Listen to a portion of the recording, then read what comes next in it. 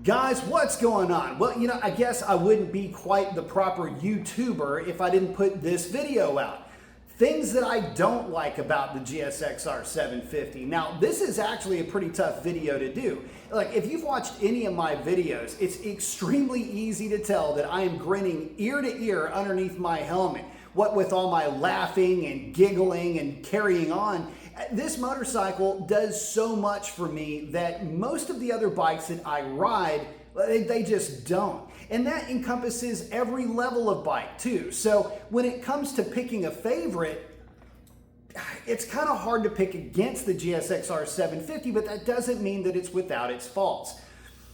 So let's dive into it. The first thing that I'm a bit annoyed by with this motorcycle has really nothing to do with the bike or the ergonomics or anything like that. It has more to do with how this motorcycle is set up from the factory in terms of the tuning. See, the GSXR 750, as good as it is and as analog as it is, still suffers a little bit from some electronic nannies. Now, this isn't any kind of intuitive or any kind of intrusive type of a system like you might find in higher spec bikes, but it does still have electronic throttle valves. Now, everything is still very mechanical with your wrist. It's just that there are some computer controlled butterfly valves that control how much air comes into the bike, and that means how much power the bike makes. And there are times under partial throttle where the GSXR 750 as stock, well, it can be a bit flat. And things don't truly start getting interesting with a stock bike until you start to creep into that 9 or 10,000 RPM range. That's when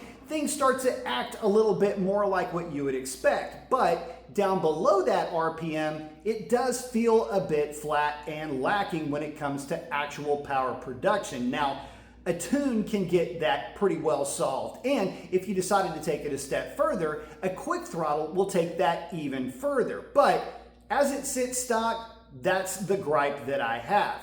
Now, what about anything else in terms of overall ergonomics or feel or anything like that? Well, guys, I really don't have anything else to complain about. I love the way that the bike sounds. I love the way that the bike runs just in general. And I also just absolutely adore how this motorcycle feels when you start setting it up on the side of the tire, and just the overall playfulness of this bike, especially when you start to compare it against other motorcycles in higher weight classes. Well, there is no competition for this machine. And so it is really good, but it suffers from having no competition. There is no YZF 750, right, or CBR 750. The ZX7 is long gone, and so you get the idea here. There's no dedicated sport bike to go up against a 3/4 liter true super sport type machine. And so the engine, although amazing, it puts out great power.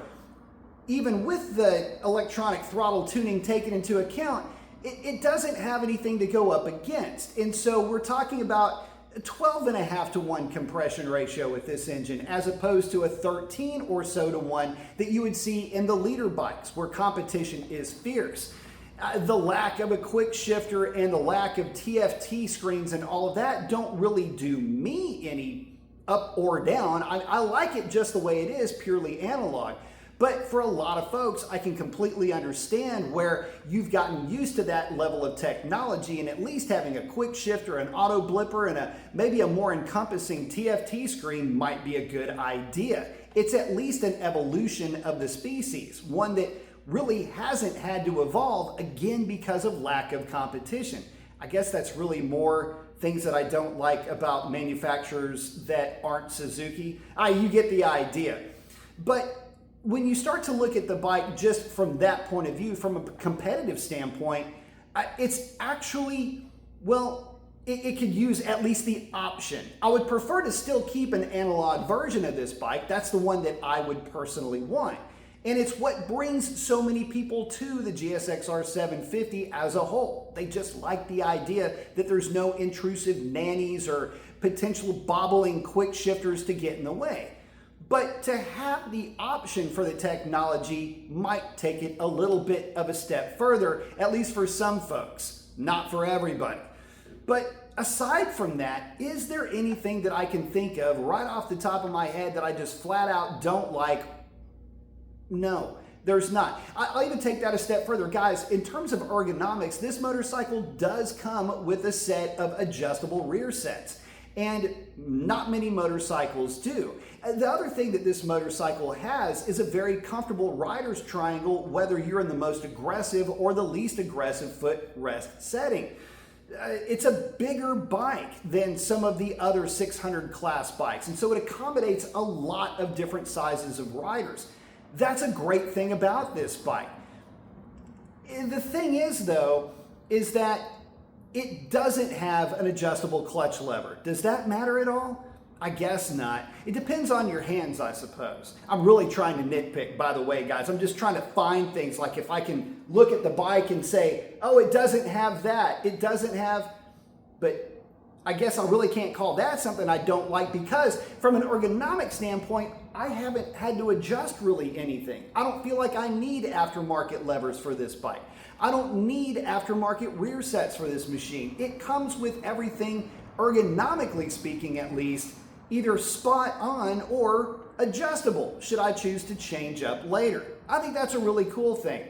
There have been complaints about this bike as it pertains to the brakes of this machine. Some folks will say that, well, yeah, it does have Brembo calipers, but the master cylinder could probably stand to be upgraded, maybe throw some braided lines at the thing. And I suppose once this bike starts seeing some track time, perhaps in the future, that those changes will be made. But for the street, I really don't have any complaints. And I've been able to whoa this thing from some fairly significant speeds, and it hasn't been a big issue. As a matter of fact, it stopped and everything worked as I expected it to. So I don't have a real complaint with the brakes, but I can see where there is some room for improvement. Guys, I can't complain about anything else. That's all I can think of, and I'm really starting to grasp at straws. If I missed anything, though, please let me know, because I would love to know what improvements you would like to see for this platform. For me, I love that it's analog. I love that it is a bit under stressed in terms of just outright state of tune. I would like for it to be de-restricted a little bit more, but God, who keeps these things stock anyway, right? Guys, it's a phenomenal motorcycle, and anything that you have to complain about, I could probably turn into a positive. So with that, post up your comments. Let me know what you think about this bike, and I will catch y'all on the next one. Take care.